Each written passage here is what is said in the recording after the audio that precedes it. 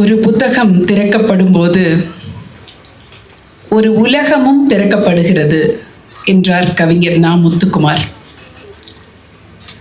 இன்றைய தலைமுறை மிக சிறப்பான வளர்ச்சி பெற்று வீட்டிற்கும் நாட்டிற்கும் பெருமை சேர்க்க வேண்டும் என்கிற நோக்கத்திலே தொடர்ந்து புத்தக திருவிழாக்கள் தமிழ்நாடெங்கும் நடைபெற்று கொண்டிருக்கின்றன. அந்த வகையிலே நீலகிரி மாவட்டத்தில் நீலகிரி மாவட்ட நிர்வாகம், பொதுநலத்துறை, தென்னிந்திய புத்தக விற்பனையாளர் பதிப்பாளர் சங்கம் இணைந்து நடத்துகிற 4வது புத்தக திருவிழாவிற்கு வருகை புரிந்து சிறப்பித்துக் கொண்டிருக்கிற சான்றோர் பெருமக்களுக்கும் என்னுடைய அன்பின் வணக்கத்தினை தெரிவித்துக் கொள்கிறேன்.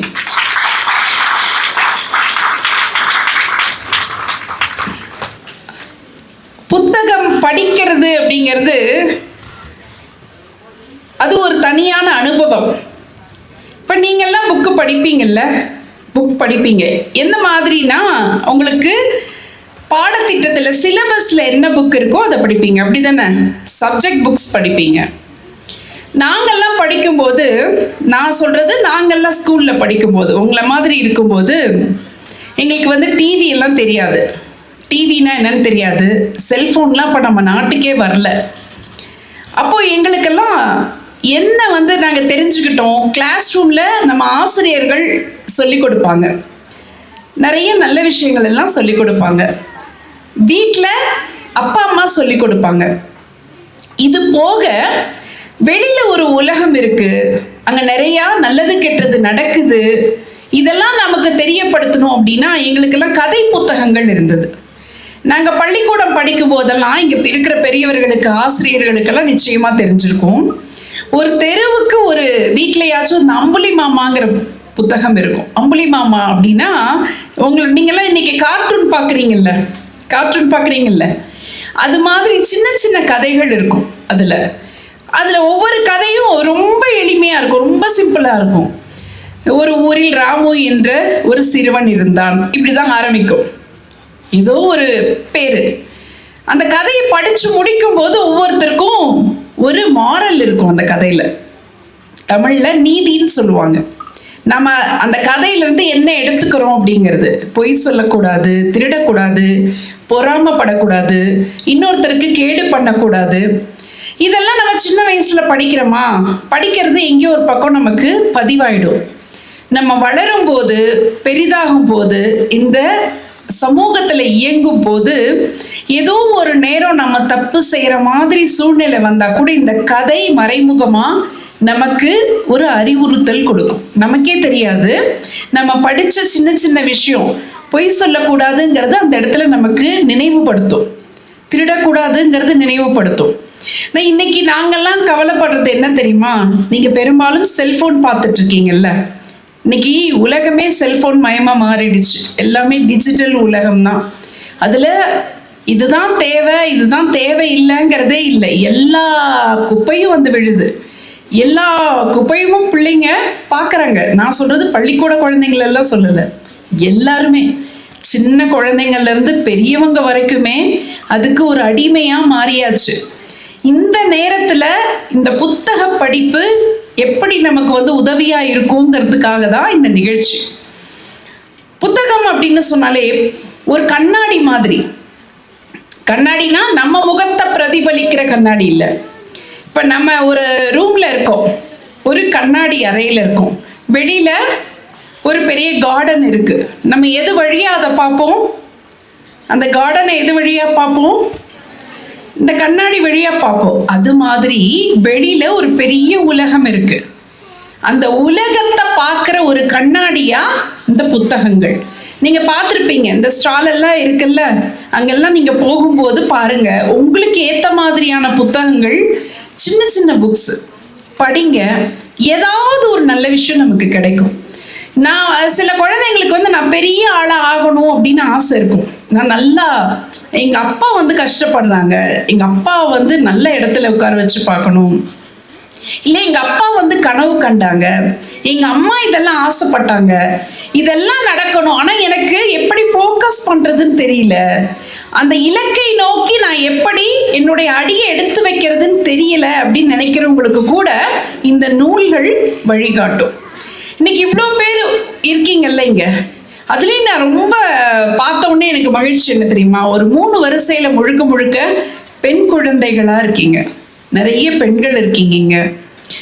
இது வந்து இது இன்னைக்கு நம்ம இது வந்து சாதாரணமா இருக்குல்ல, இன்னைக்கு ஈக்குவலா இருக்கிறது, சமமா இருக்கிறது, ஆண் பிள்ளைகளுக்கு சமமா பெண் பிள்ளைகளும் பள்ளிக்கூடத்துல படிக்க வர்றதுங்கிறது இன்னைக்கு ரொம்ப சாதாரணமா இருக்குல்ல. ஒரு 50-60 வருஷத்துக்கு முன்னாடி எல்லாம் இதை நினைச்சு கூட பார்க்க முடியாது, நம்ம ஊர்ல நினைச்சு கூட பார்க்க முடியாது. பெண் பிள்ளைகள் எல்லாம் குழந்தைங்களெல்லாம் படிக்க வச்சாங்களா? இப்ப நீங்க உங்க அம்மா கிட்ட கேட்டா அவங்க ஆமான்னு சொல்லுவாங்க, படிக்க வச்சாங்கன்னு. உங்க பாட்டிகிட்ட போய் கேட்டு பாருங்க, படிப்புனா கொஞ்சம் பேர் படிச்சிருப்பாங்க, ரொம்ப கொஞ்சம் பேர். அதுக்கும் முன்னாடி இருக்கிற தலைமுறை அவங்க கிட்ட கேட்டீங்கன்னா படிப்பே கிடையாது. என்ன தெரியுமா சொல்லியிருந்தாங்களா அப்போல்லாம்? ஒரு 30, 40, 50 வருஷத்துக்கு முன்னாடி எல்லாம் ஆண்கள் படிக்கலாம், ஆண் பிள்ளைகள் படிக்கலாம், பெண் பிள்ளைகள் படிச்சாங்கன்னா அவங்களுக்கு நிறைய உலகத்தை பத்தி அறிவு எல்லாம் வளர்ந்துச்சுன்னு சொன்னா இந்த உலகமே அழிச்சிருவாங்கன்னு நினைச்சிருக்காங்க, அப்படிலாம் சொல்லியிருக்காங்க. அதனால பெண்களை படிக்க வைக்க கூடாது. அவங்களுடைய உலகம் எதுவா இருந்ததுன்னா சமையலறை தான் அவங்களுடைய உலகமா இருந்துச்சு. காலையில 5 மணிக்கு எழுந்தாங்கன்னா ராத்திரி 11 மணி வரைக்கும் முழுக்க சமையக்கட்டிலேயே தான் அவங்களுடைய வாழ்க்கை. எழுத படிக்க தெரியாது, வீட்டுல கணக்கு வழக்கு அவங்களுக்கு கிடையாது, அப்புறம் முக்கியமா முடிவெடுக்கிற உரிமைகள்லாம் அவங்களுக்கு கிடையாது. ஏன்? அவங்களுக்கு அந்த அறிவே கொடுக்கப்படலை. ஆண் பிள்ளைகளும் ஒரு காலகட்டம் வரைக்கும் படிக்கல, எல்லா குழந்தைங்களுக்கும் படிப்பில்லை. அதனாலதான் நீங்க பாரதியாருடைய பாடல்கள்லாம் படிச்சிருப்பீங்கல்ல, பாரதியார் காலத்திலேயே எல்லா பிள்ளைகளுக்கும் படிப்பு இல்லை. படிப்பு இல்லாத சமுதாயமா இருந்துச்சுன்னு சொன்னா நம்மளுக்கு முன்னாடி என்ன தப்பு நடக்குதுங்கிறது தெரியாம போயிடும், அப்படிதானே? நம்மளை வந்து யார் ஆட்சி செய்துட்டு இருந்தாங்க? ஒரு காலத்துல பிரிட்டிஷ்காரங்க ஆட்சி செய்துட்டு இருந்தாங்க. அவங்க எதை வந்து நம்ம கிட்ட இருக்கிற பலவீனத்தை பயன்படுத்திக்கிட்டாங்க. ஒவ்வொருத்தர்கிட்டயும் ஒரு பலவீனம் இருக்கும்ல, ஒன்ட்ட இந்த வீக்னஸ் இருக்கு. நீங்க படிக்கிற பிள்ளைங்க கிட்ட கேட்டா என்னன்னு சொல்வீங்க? நான் படிக்கிறதெல்லாம் மறந்து போயிடும், எனக்கு அது ஒரு பலவீனம், மனசுலயே தங்க மாட்டேங்குது, இப்படி இருக்கும்ல ஏதோ ஒண்ணு. நான் ரொம்ப படிக்கும் போது கவனம் செதறுது, இப்படி பலவீனம் இருக்க மாதிரி வெள்ளைக்காரங்களுக்கு எது பலவீனமா நம்ம கிட்ட தெரிஞ்சிருக்குன்னா இவங்களை எப்படினாலும் ஏமாத்தலாம். ஏன்னா நிறைய பேரு படிக்கவே இல்லை அப்படின்னு நினைச்சிருக்காங்க. அதனாலதான் பாரதியார் அவருடைய பாட்டுல என்ன சொல்லியிருக்காருன்னா, நிறைய பணம் வச்சிருந்தீங்கன்னா எல்லாரையும் கூப்பிடுறாரு பாரதியார். நிறைய வசதி இருக்கிறவங்க, நல்ல பணம் வச்சிருக்கீங்களா, உங்ககிட்ட நிறைய தங்கம் இருக்கா, தங்கத்தை கொடுங்க. தங்கம் இல்லை அப்படின்னு பணம் முடிப்பு வச்சிருக்கீங்களா, காசு தான் வச்சிருக்கீங்களா, காசை கொடுங்க. இல்லை என்கிட்ட பணம் இல்லை, தங்கம் இல்லை, காசும் இல்லை அப்படின்னா உங்களுடைய எஃபர்ட் போடுங்க, உங்களுடைய உழைப்பை கொடுங்க. உழைப்பும் கூட கொடுக்க முடியாதா, 2 வார்த்தையாச்சும் நீங்க சொல்லுங்க. இதெல்லாம் எதுக்காக அவர் கேட்கிறாரு தெரியுமா? இதுல ஏதாவது ஒண்ணு செஞ்சு இந்த படிக்கிற பிள்ளைகளை ஊக்குவிக்கிறதுக்காக, படிக்கிறதுக்காக, நம்ம வீட்டில் இருக்கக்கூடிய ஒவ்வொரு குழந்தையும் படிக்கணும், இந்த சமூகத்துல மேல வரணுங்கிறதுக்காக ஏதாவது செய்யுங்கன்னு எல்லாரையும் கூப்பிட்டாரு. ஒரு பாட்டு இருக்கு, நிதி மிகுந்தவர் பொற்குவை தாரீர் அப்படின்னா பொண்ணுன்னு அர்த்தம், நகை கொடுங்க. நிறைய காசு வச்சுக்கிட்டீங்கன்னா தங்கமா கொடுங்க. நிதி குறைந்தவர் காசுகள் தாரீர், உங்ககிட்ட பணம் ரொம்ப குறைவா இருந்துச்சுன்னா காசு கொடுங்க. ஆண்மையாளர் வீரம் நல்கீர், ஆண்மையாளர்னா பலமா இருக்கீங்களா, நீங்க உங்களுடைய உழைப்பை கொடுங்க. அதுவும் மற்றவர் வாய்ச்சொல் அருளீர், இது எதுவுமே இல்லைன்னா கூட நல்ல வார்த்தையா 4 பேசுங்க, உங்களுடைய ஆலோசனைகளை சொல்லுங்க. எவையும் நல்கி இங்கு எவ்வகையானும் இப்பெருந்தொழில் நாட்டுவம் வாரீர்னர். இந்த பெருந்தொழில்ங்கிறது தான் கல்வி. படிப்புக்காக இந்த நாட்டுல நிறைய பள்ளிக்கூடம் வரணும், நிறைய கல்லூரிகள் வரணும், எல்லா குழந்தைங்களும் படிக்கணும்.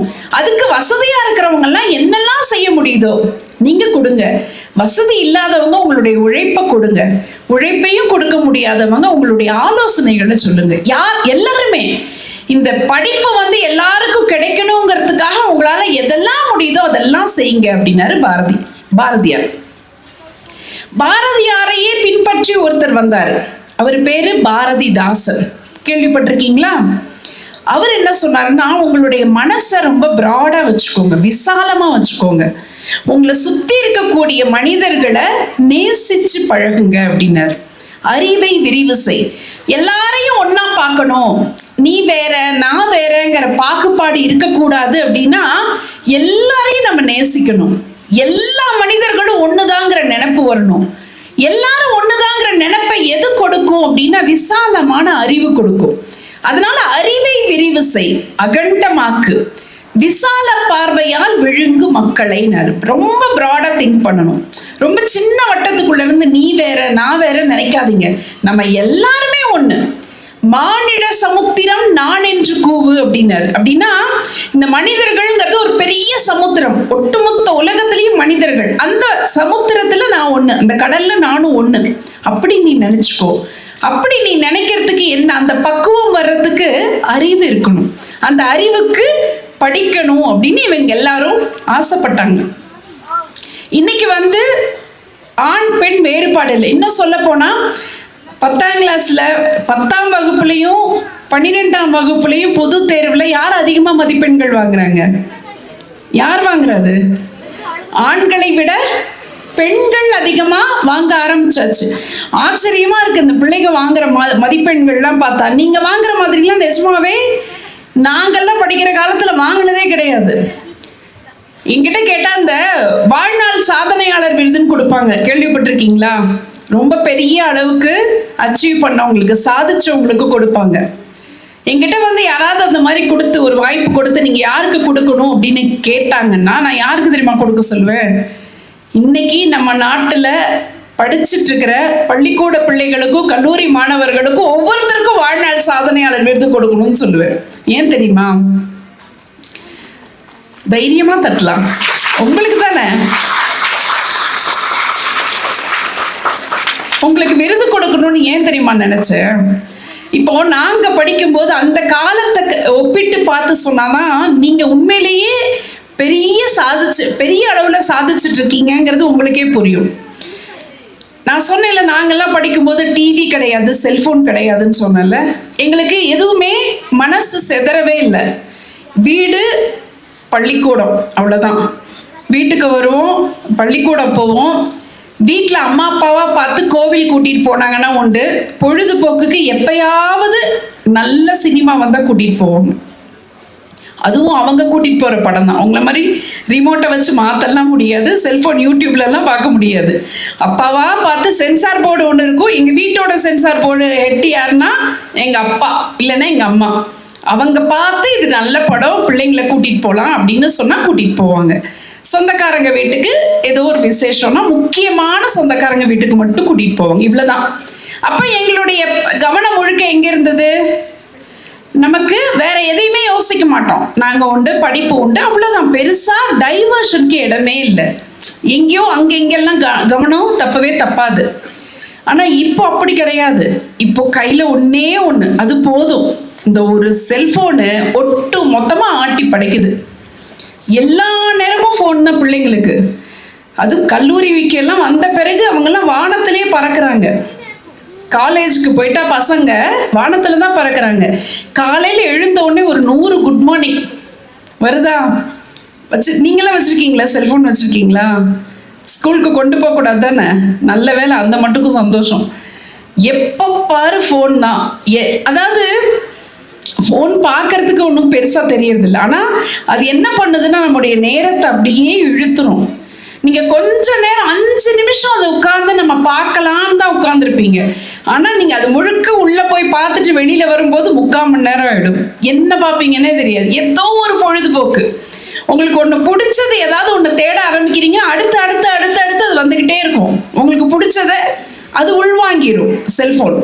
அப்போ அதுக்குள்ள போய் என்ன ஆயிடுறாங்க? நான் சொல்றது சின்ன குழந்தைங்க மட்டும் இல்ல, அப்பா அம்மாவே அப்படிதான் ஆயிடுறாங்க இன்னைக்கு. இன்னைக்கு இருக்கக்கூடிய வாழ்க்கை முறை பழைய வாழ்க்கை முறையிலேருந்து எப்படி வேறுபட்டிருக்குன்னா, ஒரு 2 தலைமுறைக்கு முன்னாடி ஒரு வீட்டில் வந்து நிறைய குழந்தைங்க இருப்பாங்க. இன்னைக்கு உங்கள் வீட்டில் ஒரு குழந்தையோ இல்லை 2 பிள்ளைங்களோ இருப்பீங்க. அதிகபட்சம் அப்படி தானே இருப்பீங்க. ரொம்ப அதிகபட்சம்னா 3 குழந்தைங்க இருக்கலாம். ஆனால் அப்போல்லாம் ஒரு வீட்டுக்கு குறைஞ்சது 7 குழந்தைங்க 8 குழந்தைங்க இருப்பாங்க. 7-8 பிள்ளைங்க சாதாரணமாக இருக்கும். கிராமத்துக்கு ஒவ்வொரு வீட்லேயும் 7-8 குழந்தைங்க இருக்கும். அப்பா செல்லம் அம்மா செல்லம்லாம் யாருமே கிடையாது. வீட்டுக்கு ஒரு நல்ல வசதியான வீடாக இருந்தால் கூட நினைச்சாலாம் இஷ்டத்துக்கெல்லாம் துணிமணியெல்லாம் வாங்கி கொடுக்க மாட்டாங்க. அந்த குழந்தைங்களுக்கு தீபாவளிக்கு ஒரு புது ட்ரெஸ் இருக்கும், பொங்கலுக்கு ஒரு புது ட்ரெஸ் இருக்கும், ரொம்ப அபூர்வமாக ஏதாவது வீட்டு விசேஷம்னா ஒரு ட்ரெஸ் இருக்கும். யூனிஃபார்ம் வாங்கி கொடுத்து அதையும் புது ட்ரெஸ்ஸில் கணக்கு வச்சுப்பாங்க. இதில் அந்த 7 குழந்தைங்கள்லாம் இருக்காங்கல்ல, அந்த 7 குழந்தைங்க இருக்க வீட்டில் அந்த கடைசி பையனுக்கு எது தெரியுமா ட்ரெஸ்ஸாக இருக்கும்? அந்த முத பையன் போட்ட பேண்ட்டு தான் அவனுக்கு வந்து ட்ரெஸ்ஸாக இருக்கும். அவன் அப்படியே யூஸ் பண்ணி அடுத்தடுத்து இப்படியெல்லாம். ஆனால் அன்னைக்கு இருக்கிற பசங்க அதெல்லாம் தாண்டி அவங்க ரொம்ப செழிப்பாக இல்லை, நாங்கள் ரொம்ப வசதியாக இல்லை அப்படின்லாம் நினைக்கவே இல்லை. ஔவையாருடைய ஒரு பாட்டு உண்டு, கொடிது கொடிது வறுமை கொடிது அதனினும் கொடிது இளமையில் வறுமை அப்படின்னு எழுதியிருப்பாங்க. எது ரொம்ப கொடுமைனா, இந்த டீனேஜ்னு சொல்றீங்கல்ல, டீனேஜ் வளர்ற அந்த ஒரு 10 பருவம் அப்படிம்பாங்க தமிழ்ல. அந்த வயசுல ஒருத்தவங்க வறுமையை அனுபவிச்சா அது ரொம்ப கொடுமை அப்படின்னு ஒரு காலத்துல நினைச்சாங்க. ஆனா உண்மையிலேயே இன்னைக்கு எது பயமுறுத்துது அப்படின்னு சொன்னா, இந்த சின்ன வயசுல வறுமைனா என்னன்னே தெரியாது. அப்பா கடன் வாங்கியிருப்பாரு. நான் என்னுடைய மாணவர்களை வச்சுதான் நான் சொல்றேன். அவங்க அப்பா ரொம்ப ஏழ்மையா இருக்காரு. எனக்கு தெரிந்த ஒரு பெண், அவங்க அப்பா ஆட்டோ ஓட்டுநரா இருக்காரு, ஆட்டோ ஓட்டுறாரு. ஆனா அந்த பொண்ணு வரம்பு மீறி செலவு பண்ற ஒரு பொண்ணு. படிக்கிறதுல பெரிய நாட்டம் கிடையாது. தன்னை வெளிப்படையா ரொம்ப ஆடம்பரமா காட்டிக்கணும்னு நினைக்கிற ஒரு பொண்ணு. படிக்கிறதே கிடையாது. ஒரு முறை அவங்க அப்பா அம்மாவை ஒரு நிகழ்ச்சிக்காக பேரண்ட் மீட்டிங் நடத்துவோம். ரொம்ப மதிப்பெண் குறைஞ்சிருந்தா அப்பா அம்மா கிட்ட சொல்லுவோம். அப்போ அந்த பொண்ணுடைய வெளிப்புற தோற்றத்தையும் அந்த பொண்ணுடைய நடை உடை பாவனை எல்லாம் வச்சு பார்க்கும்போது, சரி ரொம்ப வசதியான பொண்ணு, ஏதோ பொழுதுபோக்குக்காக படிக்க வருது போல இருக்கு, அதனாலதான் படிக்கல, சரி படிக்க வச்சுட்டாங்க, அப்பா அம்மா அமுச்சு வச்சுட்டாங்க, வந்ததுக்காகனாலும் ஒரு அரியர் இல்லாம பாஸ் பண்ணணுமேன்னு அப்பா அம்மா கிட்ட சொல்லணும்னு கூப்பிட்டோம். அப்பதான் தெரியுது, அவங்க அப்பா சொல்றாரு, நான் இப்ப என்னோட 1 மணி நேரம் அந்த சாயங்கால நேரமா, இந்த நேரம் நான் வண்டி ஓட்டினாதான் எனக்கு அதை போட்டுட்டு வந்திருக்கேன் அப்படின்னாரு. அப்போ உங்க பொண்ணு இவ்வளவு தூரம் ஆடம்பரமா இருக்கு, நீங்க இப்படி சொல்றீங்களே அப்படின்னு சொன்னா, என் பொண்ணு எல்லாமே ஜாஸ்தியா தான் கேட்கும். ஒரு செல்போன் வாங்கினா கூட அந்த பொண்ணுக்கு அதோட அண்ணன் ஒரு 4000 ரூபாய் ஃபோன் தான் வச்சிருக்கான், இந்த பொண்ணுக்கு 18,000 ரூபாய் ஃபோன் தான் கேட்டது. நீங்க வாங்கி கொடுத்தீங்களா? வாங்கி கொடுத்துட்டேன். எப்படி வாங்கி கொடுத்தீங்க? கடனோட வாங்கி கொடுத்தேன், மாசம் இஎம்ஐ கட்டுறேன், எல்லாமே. ஏன்? ஒரே ஒரு பொண்ணு செல்லமா வளர்த்துட்டேன் அப்படின்னாரு. அப்பதான் தெரிஞ்சது பிரச்சனை எங்க இருக்கு. அப்பா அம்மா கிட்டையும் பிரச்சனை இருக்கு. பிள்ளைகள்கிட்ட இன்னைக்கு இருக்கக்கூடிய குழந்தைங்க கிட்ட அந்த 1 குழந்தை 2 குழந்தை இருக்கும்போது அவங்க என்ன பண்ணிடுறாங்க, எது கேட்டாலும் நான் தான் இதெல்லாம் அனுபவிக்கல, என்னுடைய பிள்ளைகளாவது இந்த சங்கடங்கள் இல்லாம நல்லா இருக்கணும்னு நினைக்கிறாங்க. அவங்க நினைப்புல தப்பு இல்லை. அது இந்த குழந்தைங்க புரிஞ்சுக்காத அளவிற்கு அவங்கள சுத்தி நிறைய விஷயங்கள் நடக்குது அப்படிங்கிறது தான் கஷ்டமா இருக்கு. இதெல்லாம் தாண்டி வறுமையான சூழல்லையும் இன்னைக்கு வெற்றி பெற்றவர்கள் நிறைய பேர் இருக்காங்க. பொதுவாகவே இந்த குழந்தைங்க கிட்ட, படிக்கிற பிள்ளைகள்கிட்ட நான் சொல்றது என்னன்னா, நம்ம ஒரு 3 பேருக்கு கடமைப்பட்டிருக்கோம். இந்த 3 பேர் யார் யாருன்னா, முதல்ல பெற்றோர், அப்பா அம்மா, 2வது ஆசிரியர்கள், 3வது நம்மளை சுத்தி இருக்கக்கூடிய சமூகம். பெற்றோர் அப்படின்னு சொன்னா, பொதுவா வீடு எப்படி இருக்கும் தெரியுமா? வீடு ரொம்ப அன்பானது. ஆனா அந்த அன்பை எப்படி காட்டும்னா, அக்கறையா காட்டும், கண்டிப்பா காட்டும். கண்டிப்பு, அதட்டி, இப்படி பண்ணாத, இப்படி செய்யாத. அம்மா சொல்லுவாங்களா இப்படிதான் இருக்கணும்னு? அம்மா சொல்லுவாங்களா? ஆனா அம்மா சொன்னாலே பிடிக்காது. அம்மா அதுவும் அட்வைஸ் பண்ணா பொம்பளை பிள்ளைகளுக்கு சுத்தமா பிடிக்காது. அம்மா கிழக்க போனா அது மேய்க்க போகும். அம்மா இது மஞ்சள் கலர் துணி, இந்த மஞ்சள் நிறம் உனக்கு நல்லா இருக்குன்னா, இல்லை எனக்கு சிவப்பு தான் பிடிக்கும். அது என்னன்னே தெரியல, அது உள்ள போய் சேராது. அம்மா ஏன் சொல்றாங்க? அம்மா ஏன் கண்டிப்பான குரல்ல சொல்றாங்க? அம்மா நிறைய விஷயங்களை கடந்து வந்திருப்பாங்க. அவங்க வாழ்க்கையில ஒரு பெண்ணா இருந்ததுனால நிறைய படிக்கட்டுகளை கடந்து தான் வந்திருப்பாங்க. நம்ம பட்ட ஒரு துயரம் நம்மளுடைய பெண் பிள்ளை அனுபவிக்க கூடாதுங்கிற எண்ணம் அம்மாவுக்கு இருக்கும். ஆனா அதை உணர்றதுக்கு ஒரு பொண்ணா இருந்தாலும் சரி, பையங்களுக்கு என்னன்னா அப்பா சொன்னா பெருசா எடுக்காது. அதுலயும் இப்பெல்லாம் யாருமே சொல்ல முடியாது. நம்ம சின்ன பிள்ளைங்களா இருக்க அட்வைஸ் பண்ணுவோம்னு சொன்னா உடனே என்ன சொல்றாங்க, பூமர் அங்கிள்ன்றாங்க. முன்னாடி எல்லாம் பெரியவங்க சொன்னா கேட்டுக்கணும், பெரியவங்க என்ன சொன்னாலும் அதை காதுல வாங்கிக்கணுங்கிறது மாறி போய் இப்ப ஏதாவது ஒண்ணு பெரியவங்க நம்ம பக்கத்துல இருக்க பிள்ளைங்களுக்கோ யாருக்கோ ஏதாவது ஒரு நல்லது சொல்லணும்னு நினைச்சா அவங்க பேர் என்ன, பூமர் அங்கிள்னா என்னவாமா, பழசையே சொல்லிட்டு இருப்பாங்களாமா. யாருக்கிட்டையுமே இப்ப வாயை திறக்கவே முடியறது இல்லை. முடிஞ்சா நாங்கெல்லாம் வகுப்பறைகள்ல சொல்றோம், இல்லை எங்க பிள்ளைகள்கிட்ட சொல்றோம். ஆனா உங்களுக்கெல்லாம் இது ஒரு பெரிய வாய்ப்பு. இந்த மாதிரியான நிகழ்ச்சிகள் மூலமா எத்தனை பேர் அவங்களுடைய அனுபவங்கள் எல்லாம் சொல்றாங்கல்ல, இதெல்லாம் நம்ம கேட்டுக்கணும். சரி, பெற்றோர் ஏன் முக்கியம் நான் சொன்னேன் தெரியுமா? வெளியில இருக்கிறவங்க, இப்ப உங்க கூடவே நண்பர்கள் இருப்பாங்க, ஃப்ரெண்ட்ஸ் இருக்காங்களா, எல்லாத்துக்குமே இருக்காங்க. சில நேரங்கள்ல நம்ம பிள்ளைகள், அதுவும் குறிப்பா கல்லூரிக்கெல்லாம் வந்த பிறகு இந்த நட்பை தேர்ந்தெடுக்கிறதுல கூட ரொம்ப கவனமா இருக்கணும். ஏன்னா பையன் வீட்டுல நல்லா வளர்ந்துருப்பான், ஆனா கூட சேர்ற அந்த நண்பன் சரியில்லாம போனா ஒட்டு மொத்தமா வாழ்க்கையே மாறி போகக்கூடிய சூழ்நிலை கூட வரதுக்கு வாய்ப்பு இருக்கு. ஏன் இந்த பெற்றோரை பத்தி சொன்ன ஒரே ஒரு சம்பவம் உங்ககிட்ட சொல்றேன். நான் முன்னாடி திருச்சியில வேலை பார்த்துட்டு இருந்தேன், இப்ப கோவையில இருக்கேன். நான் சொல்றது ஒரு 15 வருஷம் முன்னாடி. அப்ப தினசரி டவுன் பஸ்ல போயிட்டு வருவேன். அப்போ ஒரு அம்மா ஒரு குழந்தைய, ஒரு குழந்தைன்னா அவனுக்கு அந்த பையனுக்கு வயசு ஒரு 9-10 வயசு இருக்கும், நடக்க முடியாது. அது ஸ்பெஷல் சில்ட்ரன் வாங்கல, ஒரு சிறப்பு குழந்தை, அது நடக்க முடியாது. அந்த குழந்தைய இடுப்புல வச்சுட்டே அந்த அம்மா டவுன் பஸ்ல தினம் ஏறி வருவாங்க. அந்த குழந்தைய ஒரு ஸ்கூல்ல சேர்த்திருக்காங்க, ஒரு சிறப்பு பள்ளிக்கூடத்துல. உங்களை மாதிரி ஒரு நார்மலா ஒரு சாதாரண நல்ல பள்ளிக்கூடத்துல படிக்க முடியாது. அந்த குழந்தைங்களுக்குன்னு இருக்கிற சிறப்பு பள்ளிக்கூடத்துல அந்த அம்மா கூட்டிட்டு போவாங்க. ரொம்ப ஏழ்மையான ஒரு பெண்மணி, அவங்க பார்த்தாலே தெரியும். அவங்களுடைய கணவர் ஒரு சாதாரணமா இது அப்பளம் வத்தல்லாம் போட்டு சைக்கிள்ல எடுத்துட்டு போய் விற்கிறவங்கிறதுனால இந்த அம்மா என்ன பண்ணுவாங்கன்னா, அந்த பையனை இடுப்புல வச்சுட்டு, நடக்க முடியாதுங்கிறதுனால இடுப்புல வச்சுட்டு காலையில 8:30 மணிக்கு பஸ் ஏறுவாங்க, இடுப்புல வச்சுட்டே நின்றுட்டு இருப்பாங்க. வேகாத வெயிலா இருக்கும், திருச்சியெல்லாம் பயங்கர வெயில் இருக்கும் தெரியும்ல. மறுபடியும் 3 மணிக்கு அந்த குழந்தைய கூட்டிட்டு போவாங்க வீட்டுக்கு. தினம் சில டைம் நின்றுட்டே வருவாங்க. அவ்வளோ பெரிய பையனை இடுப்புல வச்சுட்டு இருப்பாங்க. அந்த பையன் வெயிட் இருப்பான்ல. நான் ஒரு நாள் கேட்டேன், அந்த அம்மா இப்ப வரைக்கும் சொன்ன பதில் எனக்கு தாய்மைங்கிறது சாதாரணமா நம்ம வார்த்தைகள்ல சொல்லக்கூடியதே இல்லை, சொல்ல முடியாத உணர்வு அது. அப்போ ஒரு நாள் நான் கேட்டேன், இவ்வளோ கூட்டத்துல இவ்வளோ வெயில்ல தினம் சலிக்காம காலையில ஒரு தடவை சாயங்காலம் ஒரு தடவை நீங்க பஸ்ல வரீங்க, ரொம்ப தூரம் வேற போவாங்க, அவங்க அவுட்டர்ல எங்கேயோ வீடு, தினம் வரீங்க, இடுப்புலயே தூக்கிட்டு வரீங்களே, உங்களுக்கு கஷ்டமா இல்லையாம்மா அப்படின்னு கேட்டேன். அப்ப அந்த அம்மா சொன்னாங்க, மற்றவங்களா இருந்தா அடுத்தவங்களுக்கும் அம்மாவுக்கும் அதான் வேறுபாடு. அந்த அம்மா சொன்னாங்க, என்னம்மா இது கஷ்டம்ட்டீங்க, நீங்கெல்லாம் உங்களுக்கெல்லாம் குழந்தை இருந்துச்சுன்னா 1 வயசு 2 வயசு வரைக்கும் இடுப்புல தூக்கி சுமப்பீங்களா? எனக்கு என் பிள்ளைய இடுப்புலயே தூக்கி சுமக்கிற பாக்கியத்தை அந்த ஆண்டவன் ஆயுசுக்கும் கொடுத்துருக்காமா, நான் தூக்கி சுமந்துட்டு போறேம்மா அப்படின்னாங்க. இதை அடுத்தவங்க நினைக்க முடியுமா? அதனாலதான் ஒரு புது கவிஞன் சொன்னான், குழந்தை கடவுள் தந்த பரிசு, தாய் பரிசாகவே வந்த கடவுள் அப்படின்னா. ஒவ்வொரு வீட்லையும்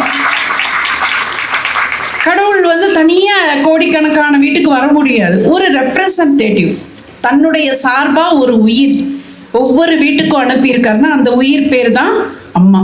அப்பாவும் லேஸ் இல்லை. அப்பாக்கள் பார்த்தீங்கன்னா எந்த கஷ்டத்தையுமே காட்டிக்க மாட்டாங்க. யாராவது அப்பா உட்காந்து பிள்ளைகள்கிட்ட சொல்லியிருக்காங்களா, நான் பண கஷ்டத்துல இருக்கேன்? அம்மா கூட புலம்பிடுவாங்க.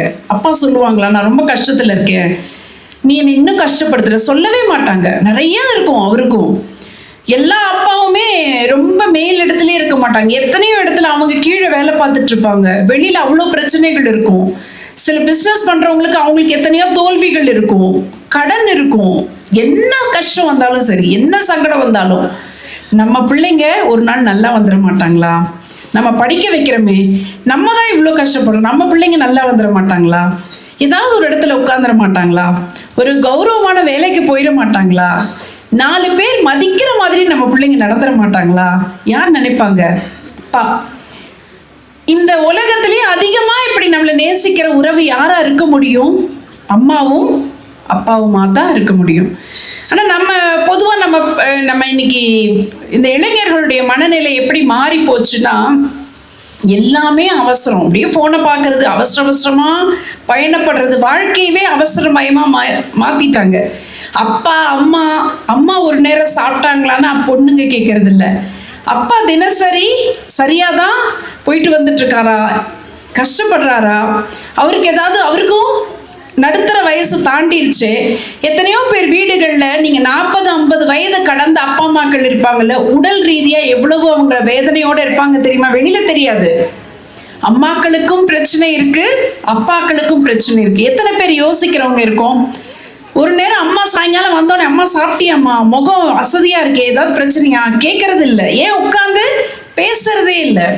இன்னைக்கு இருக்கக்கூடிய பெரிய சிக்கல் என்னன்னா, ஒரு மனுஷங்களுக்கும் இன்னொரு மனுஷங்களுக்கும் இடையில பேச்சு தொடர்பே இல்லாம போயிடுச்சு. பேசிட்டு இருக்கமா, பேசுறதே இல்லை, ரொம்ப பிஸி மாதிரியே காட்டிட்டு இருக்கோம். அன்னைக்கெல்லாம் எல்லாமே மனுஷங்க ஓடி ஓடி உழைச்சுதான் செஞ்சோம். இன்னைக்கு மாதிரியான எந்திரங்கள்லாம் கிடையாது. ஆனா அன்னைக்கு நல்லா தான் இருந்தோம். இன்னைக்கு எல்லாத்துக்குமே நம்ம என்ன கண்டுபிடிச்சு வச்சிருக்கோம்? டெக்னாலஜின்னு சொல்றோம். ஆனா அந்த டெக்னாலஜியை வச்சுட்டு நம்ம வேகமா ஓடுறோம். ஆனா அதிகப்படியான நோய்களை வாங்கிட்டு இருக்கோம். நிதானமா பேசுறது இல்லை, நிதானமா சாப்பிடுறது இல்லை, நல்ல முறையில ஓய்வெடுக்கிறது இல்லை, உடம்பையும் சரியா வச்சுக்கிறது இல்லை, மனசையும் சரியா வச்சுக்கிறது இல்லை, நம்ம சிந்தனையையும் சரியான பாதையில கொண்டு போறது இல்லைங்கிற மாதிரியான வாழ்க்கை இருக்கிறதுனாலதான் இன்னைக்கு படிப்பு, நீங்க எல்லாம் நிறைய மதிப்பெண்கள் வாங்குறீங்க, மார்க் நிறைய வாங்குறீங்க. இன்னைக்கு படிக்கிற பசங்க கிட்ட ஏன் இவ்வளவு மார்க் வாங்குறீங்க அப்படின்னா, அடுத்து ஒரு படிப்பை சொல்லுவாங்க. நான் அது படிக்க போறேன், நான் இந்த கல்லூரியில சேர போறேன், இந்த கல்லூரியில படிச்சு அதுக்கு மேல படிக்க போறேன். அதுக்கப்புறம் என்ன பண்ணுவீங்க? வேலை வாங்க போறோம்.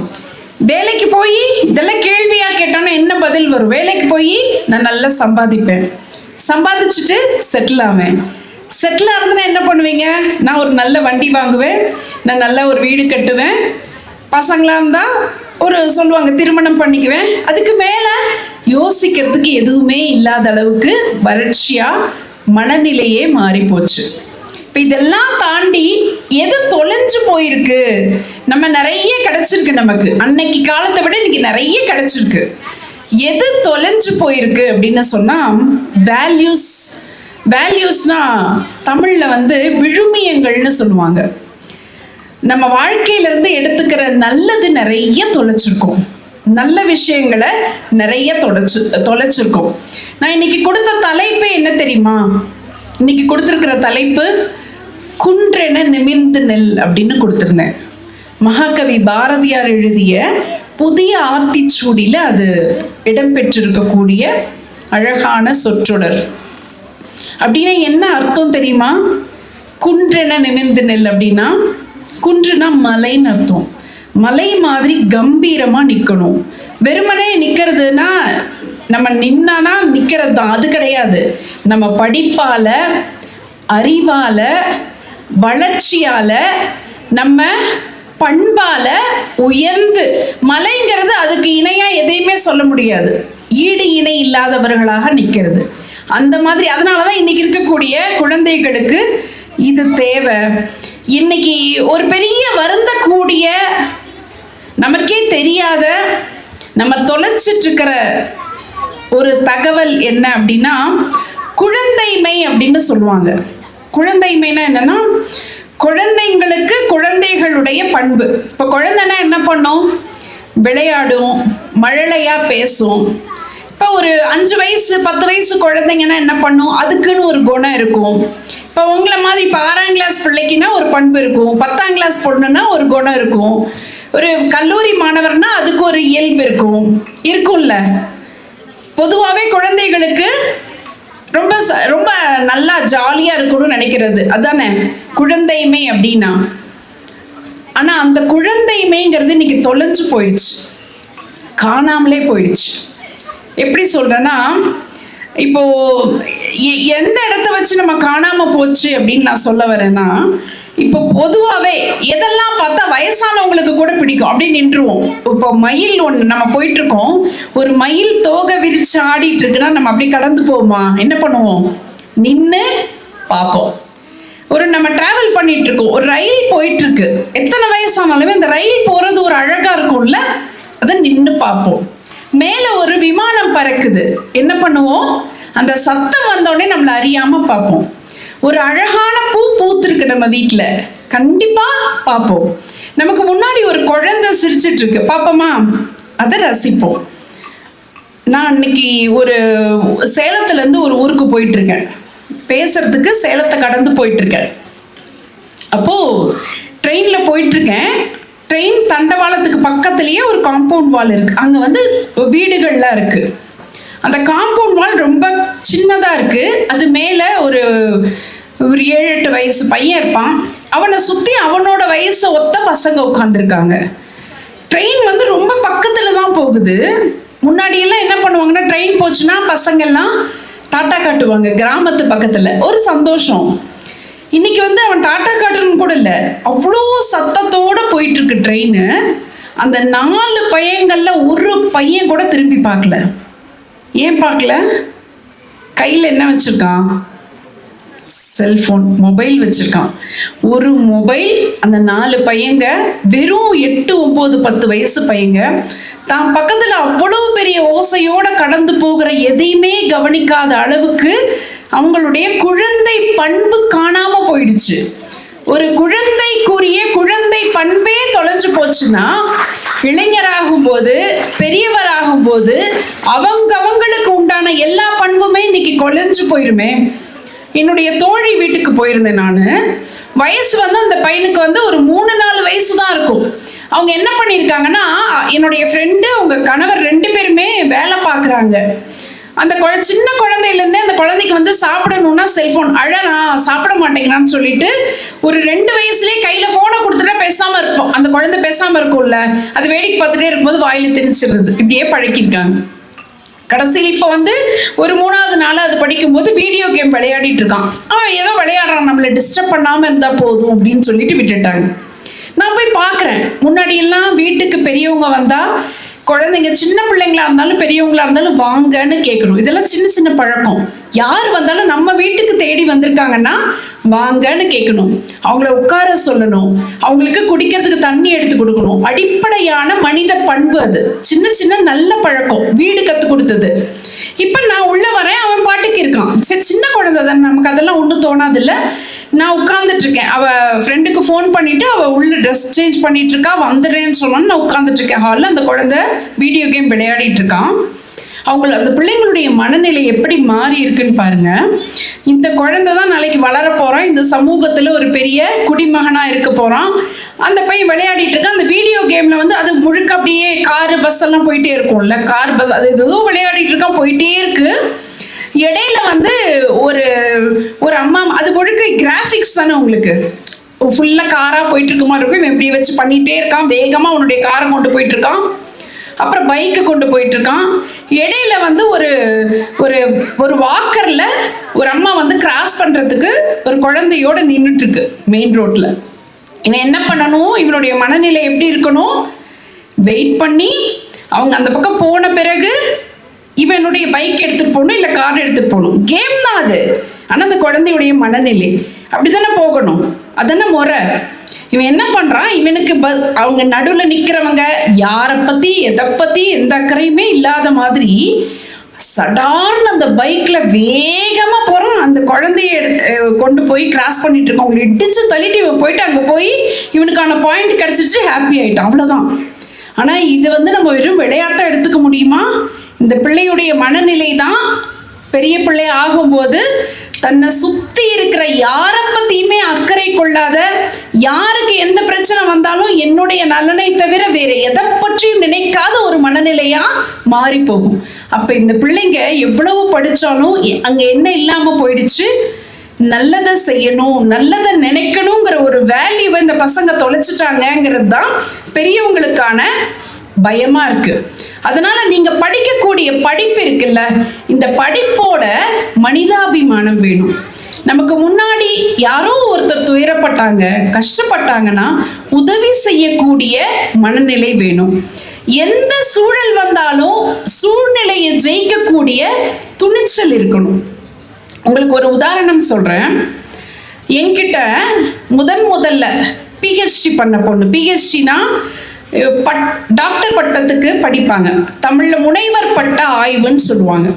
நீங்க இப்போ ஸ்கூல் படிக்கிறீங்க, இப்போ 10th முடிப்பீங்க, +2 முடிப்பீங்க, காலேஜ் போவீங்க, ஒரு யூஜி டிகிரி பண்ணுவீங்க, பிஜி டிகிரி பண்ணுவீங்க, பிஜிக்கு அப்புறம் டாக்டரேட் படிக்கிறவங்க இருக்காங்க.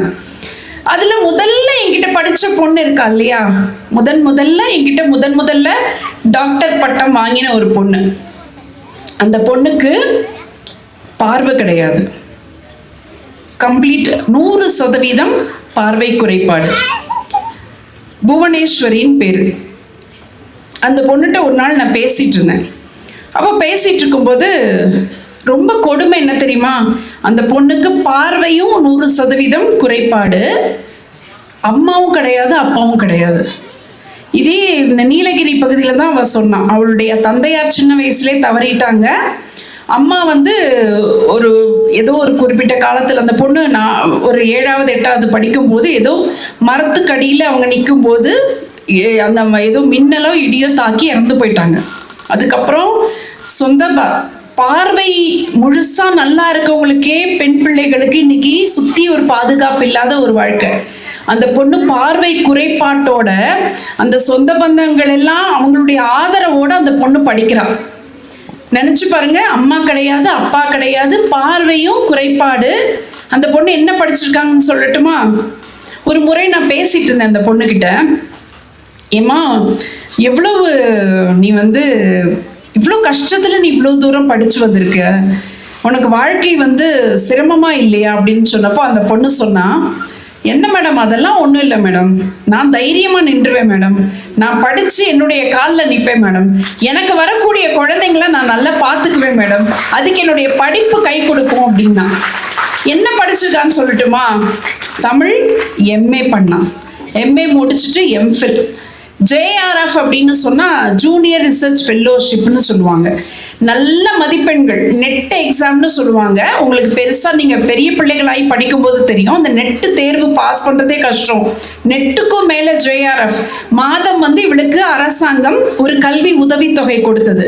அதுலேயே அந்த பொண்ணு அதுக்கப்புறம் பிஎட் படிச்சு எம்எட் படிச்சு என்னென்ன பாருங்க, MA, MPhil, BEd, MEd, JRF, doctorate படிச்சு இன்னைக்கு அரசு கலை கல்லூரியில தமிழ் துறையிலே பேராசிரியராக பணியாற்றி கொண்டிருக்கிறாள் புவனேஸ்வரி. எந்த ஊர்லனா திருப்பூர்ல, இங்க பக்கத்துல இருக்க திருப்பூர்ல வேலை பார்க்கிறாள். திருமணம் ஆயிடுச்சு, 2 குழந்தைங்க இருக்காங்க. யாருமே இல்ல என்னுடைய சூழல். இத்தனைக்கும் வசதி, ரொம்ப ஏழ்மைப்பட்ட பொண்ணுதான், வசதியும் கிடையாது.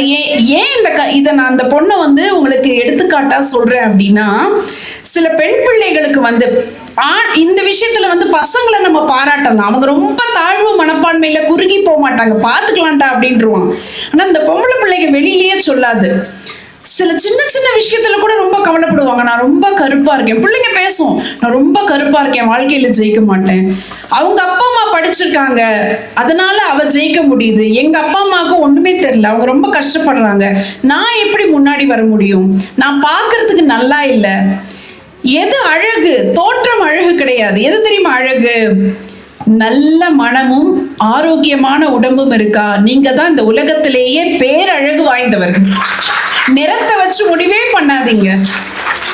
நீங்க சினிமாவை பார்த்து நிறைய பிள்ளைங்க என்ன நினைச்சுக்கிறாங்க, இந்த ஹீரோயின் மாதிரி இருந்தாதான் அழகு, இந்த ஹீரோயின், அது எல்லாமே செயற்கை பூச்சு. வெளியில அவங்க எல்லாமே என்ன பண்றாங்க, திரைப்படம்ங்கிறது ஒரு பிசினஸ் பா, அது ஒரு வணிகம்.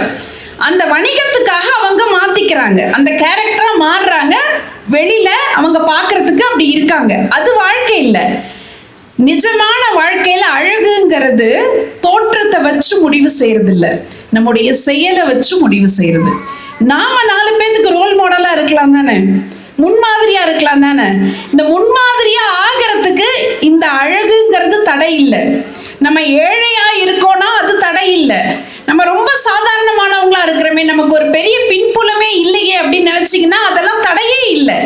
ரொம்ப கம்பீரமா உங்க மனசை உருவாக்கிக்கணும். நம்ம நல்லா இருக்கோம், எந்த குறையும் இல்லை, நம்ம ரொம்ப நல்லா இருக்கோம். இன்னொரு உங்களுக்கு ஒரு ஒரு ஒரு எடுத்துக்காட்டு சொன்னோன்னா உங்களுக்கு புரியும்னு நினைக்கிறேன். உங்க எல்லாருக்கும் நான் ஒரு பேர் சொல்றேன், அந்த பேர் தெரியுதா அப்படின்னு சொல்லுங்க. அருணிமா சின்ஹா கேள்விப்பட்டிருக்கீங்களா? கேள்விப்பட்டதில்ல.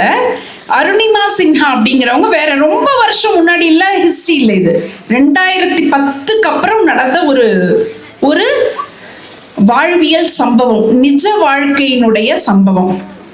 அருணிமா சின்ஹாங்கிறவங்க எங்க தெரியுமா? வட இந்தியால இருக்கவங்க. நீங்க நான் பேசி முடிச்ச பிறகு வீட்டுல போய் நீங்க கூகுள்ல செக் பண்ணி பார்க்கலாம். வேற என்ன சொல்றது, புத்தகத்தை படிக்கலாம். இனிமே புத்தகத்தை படிங்க. கூகுள்ல கூட நிறைய தப்பான தகவல் கூட முன்ன பின்ன முரண்பாடுகள் வருஷம்லாம் தப்பா கூட வரும். புத்தகத்தை எடுத்து படிச்சு பாருங்க. அருணிமா சின்ஹான்னு ஒரு பொண்ணு. அவங்க ஃபுட்பால் பிளேயர், கால்பந்து வீராங்கனை. ஒரு முறை அவங்களுக்கு என்ன ஆகுதுன்னா ஒரு விபத்து. அந்த விபத்து எப்படி நடக்குது? இயற்கையா நடக்கிற விபத்து இல்லை, விபத்தே செயற்கை தான். அதுலயும் ஒரு செயற்கையான விபத்து. கால்பந்து வீராங்கனை அவங்களுக்கு ஒரு வேலை கிடைக்குது, மத்திய அரசு பணி கிடைக்குது. திடீர்னு அவங்க இருந்த ஊர் என்னன்னா லக்னோ, உத்தரப்பிரதேஷ் சொல்றாங்க இல்லையா, உத்தரப்பிரதேசத்தினுடைய லக்னோ தான் அவங்களுடைய ஊரு.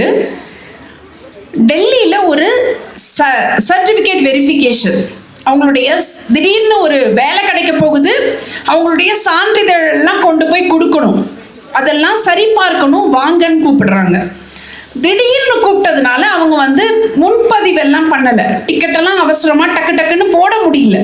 உடனே கிளம்பலான்னு சொல்லிட்டு கிளம்பிடுறாங்க, ரயில்ல கிளம்புறாங்க.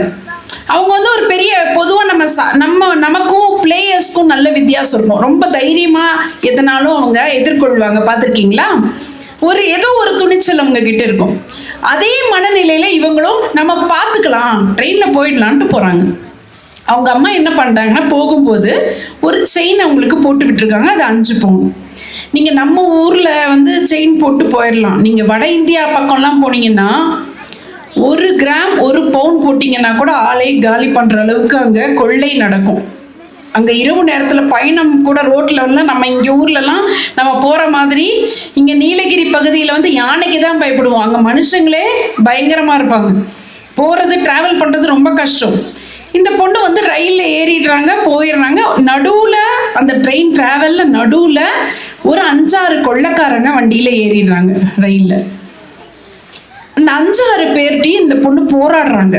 இவங்க நினைச்சா செயினை கொடுத்துருக்கலாம், எங்க வீட்டுல போட்டது, நான் சம்பந்தமே இல்லாத ஒருத்தனுக்கு எதுக்கு கொடுக்கணும்னு சொல்லிட்டு தைரியமா போராடுறாங்க.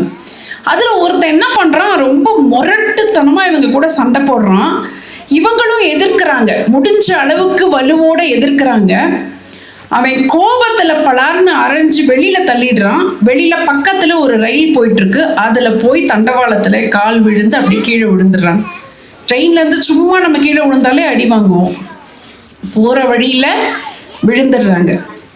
காலில் அந்த ரயில் பக்கத்துல இருக்கிற ரயில் ஏறி போய் என்ன ஆகும், அவ்வளவுதான். அப்ப காலையில நேரத்துல அப்படியே துடிச்சு கிடக்குறாங்க. ஒரே ஒரு சொட்டு உயிர் தான் இருக்கு உடம்புல. அப்படியே இருக்காங்க. ஒரு பெரிய ஊர் கிடையாது, ஒரு கிராமப்புற பகுதி அது. அதனால அந்த ஊர்ல இருக்கிற விவசாயிகள் ஓடி இந்த பொண்ணை தூக்கிட்டு போய் அங்க அந்த ஊர்ல ஒரு சின்ன ஏதாவது மருத்துவமனை மாதிரி இருக்கும்ல, ஒரு ஆரம்ப சுகாதார நிலையம் மாதிரி ஒரு அவசரத்துக்கு ஒரு இடம், அங்க கூட்டிட்டு போய் உடனே அப்படியே படுக்க வச்சு பாக்குறாங்க. அந்த ஊர்ல இருக்கிற ஒரு மருத்துவர் பார்த்துட்டு சொல்றாரு, ஏன்னா காலில் ரயிலே ஏறி போயிடுச்சு, இந்த காலை உடனே எடுக்கணும். அவங்க என்ன நம்மள மாதிரி இல்லை, ஒரு பெரிய கால்பந்து வீராங்கனை, காலை எடுக்கணும். அந்த காலை எடுக்கணும்னா முதல்ல மயக்க மருந்து கொடுக்கணும், உடம்புல முழுக்க ரத்தம் வீணா போயிருக்கு, ரத்தம் கொடுக்கணும்னு சொல்றாங்க. உடனே அந்த அந்த அந்த மருத்துவமனையில கொடுக்கறதுக்கு மயக்க மருந்தும் இல்லை, ரத்தமும் இல்லை. மயக்க மருந்து கொடுத்தாதான் காலை வெட்ட முடியும், கண்ணு முழிக்க முழிக்க வெட்ட முடியாதுல்ல. ரத்தம் கொடுக்கறதுக்கு அதுக்குள்ள அவங்க சொல்லிவிட்டு சொந்தக்காரங்க வந்துடுறாங்க, அவங்களுடைய உறவினர் ஒருத்தவங்க ரத்தம் கொடுத்துடுறாங்க. இப்ப காலை எடுக்கணும், என்ன பண்றதுன்னு தெரியல. எல்லாரும் குழப்பத்துல நிற்கும் போது அருணிமா சின்ஹா சொல்றாங்க, ராத்திரி இந்த விபத்து நடக்கும்போது என் கண்ணு முன்னாடியே என் கால் மேல ரயில் ஏறி போனதை பார்த்தேன். என் கால் எடுத்தாதான் நான் உயிர் பிழைக்க முடியும் அப்படின்னு சொன்னா, இதுக்கு மயக்க மருந்துக்காக நீங்க காத்துட்டு இருக்க வேண்டாம், நான் தைரியமா தாங்கிக்கிறேன், என் காலை எடுத்துருங்கிறாங்க. சொல்ல முடியுமா நம்மளால? இந்த மாதிரி காலில் ரயில் ஏறிச்சுனாலே பாதி பேருக்கு ஹார்ட் அட்டாக் அங்கேயே வந்துடும். இந்த பொண்ணு அப்படி சொல்றாங்க, கண்ணு முன்னாடி மயக்க மருந்து இல்லாமலே காலை எடுக்கிறாங்க. விளையாண்டு அது வரைக்கும் அவங்க ஒரு பெரிய பிளேயர், அவ்வளவு மெடல் கப்பு வாங்கின அந்த காலை அப்படியே எடுக்கிறாங்க. அதோட அவங்க சோர்ந்து போகல. அந்த படுக்கையில இருந்துட்டு அவங்களுடைய மாமா, அக்காவுடைய கணவர், அவங்க இராணுவத்தில் இருக்கவர்கிட்ட சொல்றாங்க, எனக்கு யாருன்னே தெரியல, முன்ன பின்ன தெரியாத ஒருத்தனால நான் பாதிக்கப்பட்டுட்டேன், ஒரு பெரிய விபத்தை சந்திச்சுட்டேன். ஆனா இதுல 2 விஷயமா மாத்திக்கலாம். நமக்கு வாழ்க்கையில ஒரு பிரச்சனை வந்துச்சுன்னா பாசிட்டிவா மாத்திக்கிறவங்க ஜெயிச்சிருவாங்க. இதை நான் கடந்து நான் மேல வரணும்னு நினைச்சா நம்ம வெற்றி பெற்றுருவோம். எனக்கு இந்த நிலைமைக்கு காரணமா இருக்கிறவனா நான் பழி வாங்குவேன் நினைக்க ஆரம்பிச்சோம்னா, நம்ம மனசுல பொறாமை உணர்வை வளர்க்க ஆரம்பிச்சு பழி உணர்வை வளர்க்க ஆரம்பிச்சோம்னா பள்ளத்துல விழுந்துரும். இவங்க எந்த வழியை தேர்ந்தெடுக்கிறாங்க?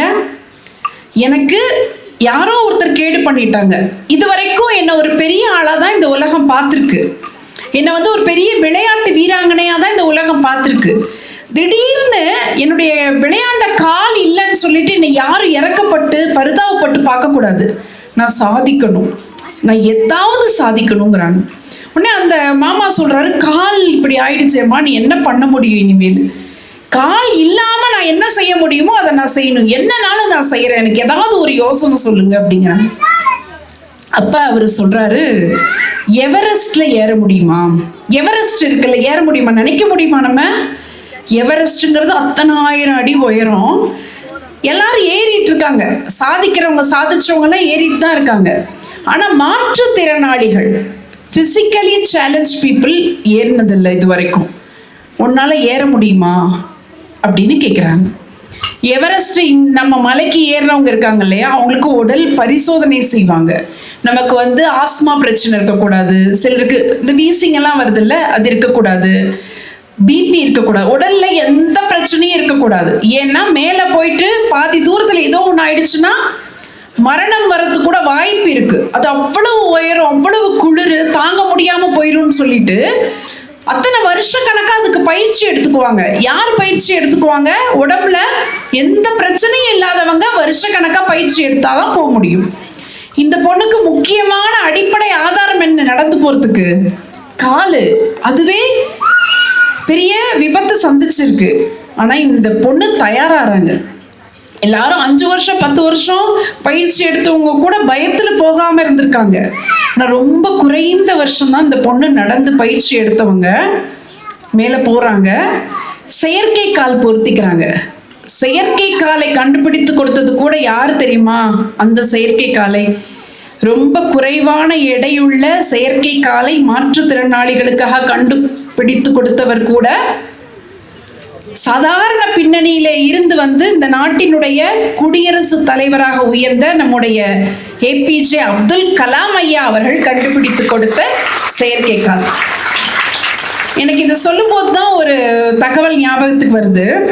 அவர்கிட்ட பேட்டி எடுக்கும் போது கேட்டிருக்காங்க, இந்த ஊடகக்காரங்கள்லாம் கேட்டிருக்காங்க, நீங்க எதுல ரொம்ப சாதிச்சதா நினைக்கிறீங்க? குடியரசுத் தலைவரா, நீங்க ஒரு ஆசிரியரா இருந்திருக்கீங்க, மாணவர்களுக்கெல்லாம் பாடம் எடுக்கிற ஆசிரியரா இருந்திருக்கீங்க, ஒரு பெரிய விஞ்ஞானியா இருந்திருக்கீங்க, இந்த உலகமே போற்றக்கூடிய விஞ்ஞானியா இருந்திருக்கீங்க, நீங்க விஞ்ஞானியா இருந்து நிறைய கண்டுபிடிச்சு கொடுத்துருக்கீங்க, எதுல நீங்க ரொம்ப பெரிய உங்களுக்கு திருப்தி எதுல இருக்கு, எது சாதிச்சதா நினைக்கிறீங்கன்னு கலாம் ஐயாட்ட கேட்ட போது அவர் சொன்னது என்ன தெரியுமா? நான் நிறைய கண்டுபிடிச்சிருக்கேன், உலகமே பேசக்கூடிய கண்டுபிடிப்புகள்லாம் கூட அவர் கொடுத்தது இருக்கு, உலகமே ஆச்சரியப்பட வைத்தது கூட பொக்ரான் அணுகுண்டு அந்த சோதனை நடத்தும் போது. ஆனா அவர் என்ன தெரியுமா சொல்றாரு? அதெல்லாம் அவர் சொல்லவே இல்லை. அவர் சொன்னது, நான் கண்டுபிடித்து கொடுத்த மிக குறைவான எடையுள்ள செயற்கை கால்களை பொருத்தி கொண்டு ஒரு மாற்றுத்திறனாளி மகிழ்ச்சியோடும் தன்னம்பிக்கையோடும் நடக்கும் போது அதை பார்க்கும் போதுதான் என்னுடைய மனம் திருப்தி அடைகிறது அப்படிங்கிறார். அந்த செயற்கை காலை, அந்த காலை பொருத்திட்டு தான் அருணிமா சின்ஹா போறாங்க. ஆனா மலை மேல ஏறும் போது என்ன ஆகுதுன்னா அது கரடு முரடா இருக்கும். இப்போ ஊட்டிக்கு போட்டிருக்க ரோடு மாதிரி எல்லாம் இருக்காது, பயங்கர கரடு முரடா இருக்கும். அந்த மலையில ஏறும்போது ரொம்ப கடினமான பாதைகள் எல்லாம் என்ன ஆகுது, அந்த கால் அப்படியே கழண்டுருதாமா. அப்படி அந்த இடத்துல என்ன ஆகுது, கனெக்ட் பண்ணியிருப்பாங்கல்ல காலோட, கழண்டு போய் அந்த இடத்துல ரத்த கசிவு வர ஆரம்பிக்குது. இவங்க கூட போன குழு, இவங்க மட்டும் போக மாட்டாங்க, ஒரு பெரிய டீமா போவாங்க. அந்த குழுவினர் எல்லாம் சொல்றாங்க, இது சரியா இருக்காதுமா, நீ மேல வரைக்கும் வர முடியாது, மேல வந்து ஏதாவது பிரச்சனைனா ரொம்ப சங்கடம், நீ இன்னும் கொஞ்சம் வருஷம் பயிற்சி எடுத்துக்கோ, அடுத்த முறை வரலாம். அவங்களோட பயத்தை அவங்க தெரியப்படுத்துறாங்க, தப்பா சொல்லல, உண்மையிலேயே பிரச்சனை வரதுக்கு வாய்ப்பு இருக்குங்கிறதுனால அவங்க எடுத்து சொல்றாங்க. இல்ல நீங்க போங்க, நான் பாத்துக்கிறேன் அப்படின்னு சொல்லிட்டு கையில அந்த ட்ரெஸ்ஸிங் பண்றதுக்கு எல்லாமே வச்சிருக்காங்க. வச்சு இவங்களே ட்ரெஸ்ஸிங் பண்ணிக்கிறாங்க. சரி பண்ணி சரி பண்ணி சரி பண்ணி யாருமே நம்ப முடியாது, அவ்வளவு உயரத்துக்கு இவ்வளவு குறைந்த கால பயிற்சியில போக முடியுமா ஒரு செயற்கை காலை பொருத்தி கொண்டு அப்படின்னா போனாங்க. அருணிமா சின்ஹா அந்த எவரெஸ்டினுடைய உச்சத்தை தொட்டு உச்சத்தின் மேல நின்று இந்திய தேசிய கொடியை அன்றைக்கு பறக்க விட்டார் அப்படின்னு சொன்னா எவ்வளவு பெரிய நம்பிக்கை அது. அப்ப நம்ம மனசுக்குள்ள ஒரு பெரிய தைரியத்தையும் ஒரு பெரிய துணிச்சலையும் நம்பிக்கையும் உரமா போட்டுட்டோம்னா நினைச்சதை நம்ம ஜெயிக்கலாம். எல்லாரும் மாதிரியான சிந்தனை கொடுக்கக்கூடிய மூளை அளவு தான் நம்ம எல்லாருக்குமே இருக்கு. நம்மள நிறைய இடங்கள்ல ரெண்டு தப்பு பண்ணுவோம். ஒண்ணு நம்மளை நாமளே சுருக்கிக்குவோம், நம்மளால முடியாதுன்னு நினைச்சிருவோம். இன்னொன்னு ஏதோ ஒரு விதத்துல நம்மளுடைய சிந்தனைகளை மாற்றம் பண்ணிக்குவோம், டைவர்ட் ஆறுதுமாங்க, அது இதுன்னு யோசிச்சுட்டு. பெரிய நம்பர் 1ல இருக்கிறவங்களுக்குன்னு தனியா எதுவும் இல்லை, கடைசியில இருக்கவங்களுக்குன்னு தனியா ஒண்ணும் இல்லை, எல்லாமே ஒண்ணுதான்.